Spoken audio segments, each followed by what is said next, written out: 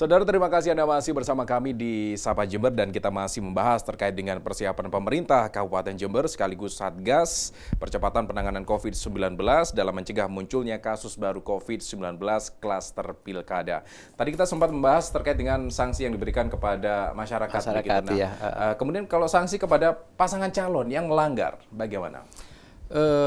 Tentunya itu adalah ranah hukum ya nantinya ya, ranah hukum nanti mungkin pihak penegak hukum nanti yang akan melakukan. Tetapi yang jelas bahwa sampai saat ini kita berupaya keras ya, bagaimana itu tidak sampai terjadi sehingga nantinya pelaksanaan pilkada ini sesuai dengan harapan, dan kami sangat-sangat berharap kepada pasangan calon untuk betul-betul mentaati protokoler kesehatan.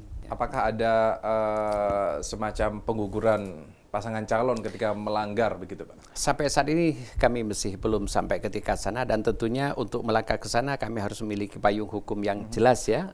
Kita akan mempelajari tingkat kesalahannya gimana, kemudian payung hukumnya. Jika memang betul-betul sudah amat sangat melanggar dan memang ada payung hukum, kenapa tidak? Ya. Karena sekali lagi kita harus tegaskan keselamatan masyarakat itu harus diletakkan di atas kepentingan semuanya. Oke, baik. Nah, jika nantinya muncul ledakan kasus baru COVID-19 dari klaster pilkada, tentunya kita tidak berharap hal ini terjadi. Apa yang telah dipersiapkan oleh pemerintah, Pak, untuk menekan penyebaran virusnya tersebut? Oke. Sampai saat ini kami akan selalu berkoordinasi dengan pihak terkait dan sesuai dengan arahan dari pusat, dari Satgas Pusat, bahwa kami di Jember salah satunya juga sudah harus menyediakan ini tempat untuk isolasi. Salah satunya adalah disarankan untuk menyewa hotel bintang 2 atau bintang 3 yang nanti bisa dipersiapkan. Selama ini kan kita masih menggunakan ini Jember Sport Garden. Ya, kita menyiapkan, tetapi sama harapan seperti Mas Angga, semoga tidak terjadi klaster pilkada di Jember. Tapi seandainya itu terjadi, kami sudah siap untuk mengantisipasi. Oke.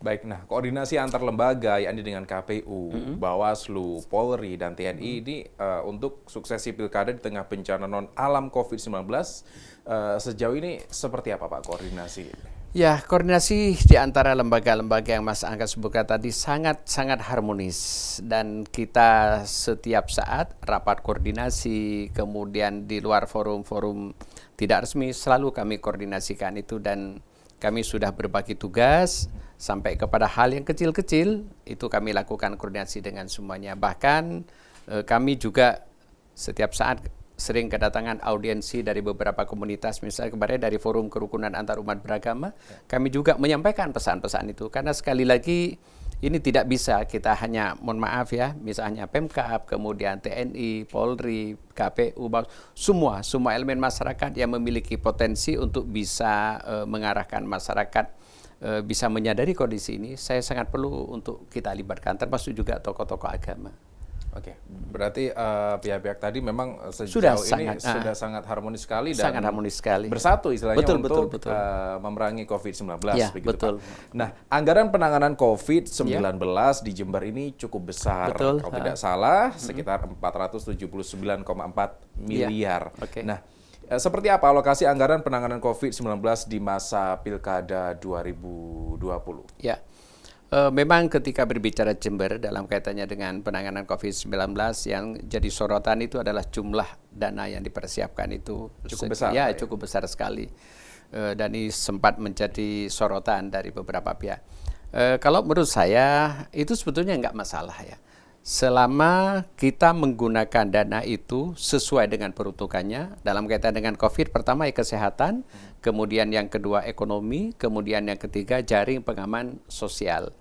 Itu betul-betul harus diarahkan ke sana.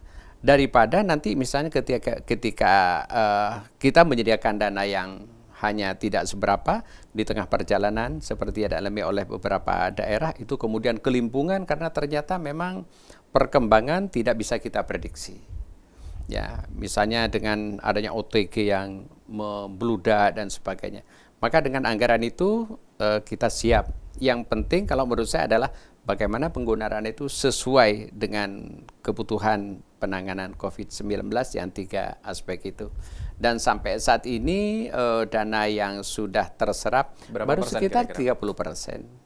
Ya, baru sekitar 30%, ya, kurang lebih segitu. Berarti ini lebih dari cukup untuk persiapan penanganan COVID-19 Ya, di benar. masa pilkada begitu. Benar-benar. Dan seperti Cedekan katakan tadi, dalam kaitan pilkada ini, walaupun kita berharap tidak terjadi apa-apa, kalau misalnya nanti kemudian terjadi, kita kemudian tidak punya dana, bagaimana di tengah-tengah kondisi yang semacam ini? Saya kira tentang jumlah itu menurut saya bukan masalah, tetapi yang penting bagaimana penggunaannya yang tepat sasaran sesuai dengan peraturan yang ada.